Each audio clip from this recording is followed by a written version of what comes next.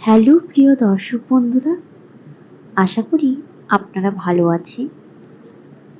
আমার চ্যানেলে জানাই আপনাদেরকে অনেক অনেক স্বাগত। আজ আমি আপনাদেরকে গীতার কিছু অমৃতবাণী শোনাবো। আপনারা ভিডিওটি স্কিপ না করে শুনতে থাকুন। আজ শ্রীকৃষ্ণকে জানার উপায় হচ্ছে গীতার বাণী শুনে। গীতার বাণী শুনে আপনারা জানতে পারবেন শ্রীকৃষ্ণ সম্বন্ধে। তাহলে চলুন শুরু করি। গীতায় বলেছেন শ্রীকৃষ্ণ, হতাশার কিছু নেই। সব সময় মনে রেখো, অন্ধকার যত গভীর, সূর্য তত দ্রুতই উদিত হয়। সুখের একমাত্র চাবিকাঠি হলো নিজের কামনার উপর নিয়ন্ত্রণ। শ্রীকৃষ্ণ বলেছেন, জন্মে মানুষের আসল পরিচয় নয়, আসল পরিচয় মানুষের কর্মেই।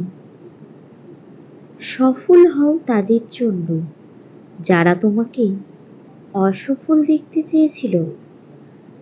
শ্রীকৃষ্ণ বলেছেন, সর্বদা মনে রাখবে, জীবনে যত কঠিন পরিস্থিতি মধ্যে দিয়ে যাবে তোমার ব্যক্তিত্ব ততই প্রখর হবে। শ্রীকৃষ্ণ বলেছেন, একজন মানুষ শেষ পর্যন্ত যে অবস্থার দিকে মনোনিবেশ করুক না কেন, যখন সে তার দেহ ত্যাগ করবে তখন সে সেই অবস্থায় যাবে। উৎসাহের চেয়ে বড় বল আর কিছুই নেই। উৎসাহী ব্যক্তি জগৎও জয় করতে পারে।